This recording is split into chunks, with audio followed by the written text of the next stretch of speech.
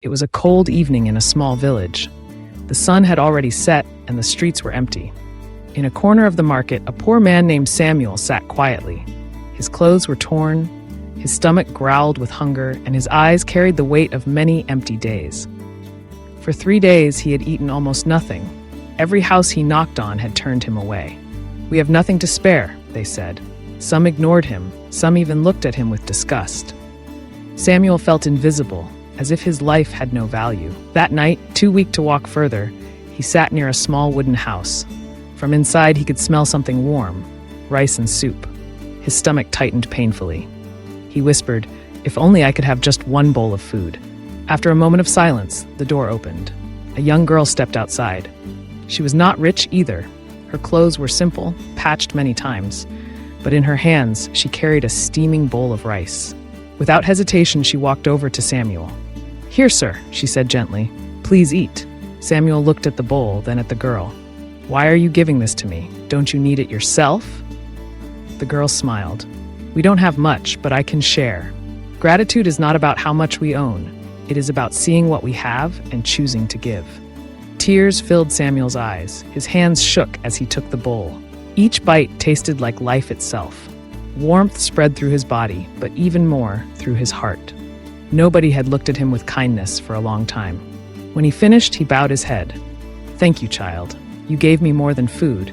You gave me dignity." That night, as he lay under the stars, Samuel thought about gratitude.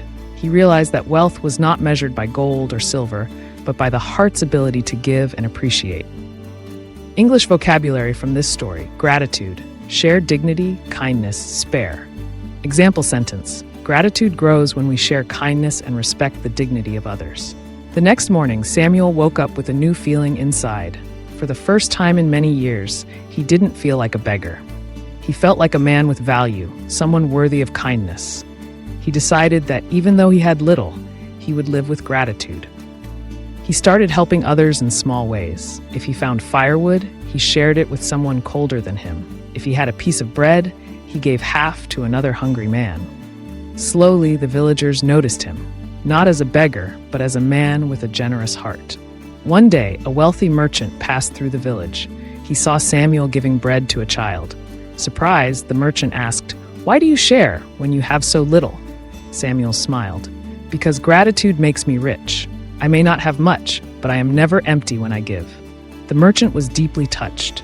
He offered Samuel a job, not because of pity, but because he respected his heart. From that day forward, Samuel worked honestly, earned his living, and built a new life. All because of one small gift, a bowl of rice given with gratitude. Now let's test your English. What does the word gratitude mean? A. Anger. B. Thankfulness. C. Hunger. Write your answer in the comments below. The story of Samuel teaches us this: gratitude transforms lives. The girl who gave her food did not just save a hungry man, she planted hope in his heart. And Samuel, by choosing to live with gratitude, discovered that happiness does not depend on how much we have, but on how much we appreciate. In life, we often wait for big achievements to feel grateful. We say, "I'll be grateful when I get a better job, a bigger house, more money." But true gratitude starts small, with a meal, with a smile, with kindness given or received. When we practice gratitude, even in small things, our perspective changes. Suddenly, what we have feels enough. Suddenly, we see opportunities to give instead of reasons to complain. Gratitude turns ordinary days into blessings, and simple meals into gifts of love. So, if you are listening right now, ask yourself, what can I be grateful for today? Maybe it is the roof above you, the food on your table, the friend who listens, or simply the breath in your lungs. Gratitude is always available if you choose to see it. Vocabulary recap: gratitude, share, dignity, kindness, spare. Samuel's life changed not because he suddenly became rich, but because gratitude opened a new door for him. Gratitude gave him dignity, gave him hope, and gave him a chance to start again. And remember this: when you give with gratitude, you don't lose anything. You multiply love in the world. Today's story is just one of many inspiring stories we have coming up. If you don't want to miss any more powerful lessons, leave a hat in the comments and don't forget to subscribe. The best is yet to come.